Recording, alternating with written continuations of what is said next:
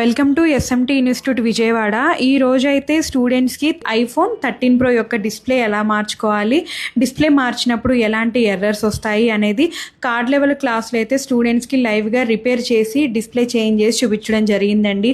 ఎప్రామ్ change process కానివ్వండి, face ID errors వచ్చినా, true tone error వచ్చినా, అన్నోన్ పార్ట్ డివైస్ది కానీ ఎర్రర్ వచ్చినా అవన్నీ ఎలా రెక్టిఫై తీసుకోవాలి అనేది విజయవాడ ఇన్స్టిట్యూట్ అయితే కార్డ్ లెవెల్లో చేయించడం జరిగిందండి. సార్, నా పేరు హజరత్. నేను బాంబే కాలనీ నుంచి వస్తున్నాను. నేను ఆల్రెడీ యూజ్ చేస్తున్న ఫోన్ ఐఫోన్ 13 Pro. నాది అన్ఎక్స్పెక్టెడ్గా డిస్ప్లే డ్యామేజ్ అయింది. ఎస్ఎంటీకి వచ్చాను. ఎస్ఎంటీకి వచ్చిన తర్వాత మన కుమార్ సార్ ఒరిజినల్ డిస్ప్లే ఎలా ఉందో అలానే యాస్టీస్గా వేసాడు.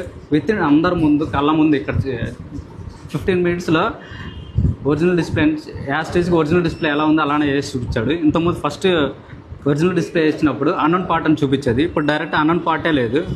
అది కాకుండా ట్రూ టోన్ కూడా చూపించలేదు. ట్రూ టోన్ చూపిస్తుంది డైరెక్ట్గానే. అందరి కళ్ళ ముందులో డైరెక్ట్ 15 minutesలో అయిపోయింది. ఇదిగోండి సార్, దీనికి ఉన్న ఐసీ అయినా మనం మార్చింది.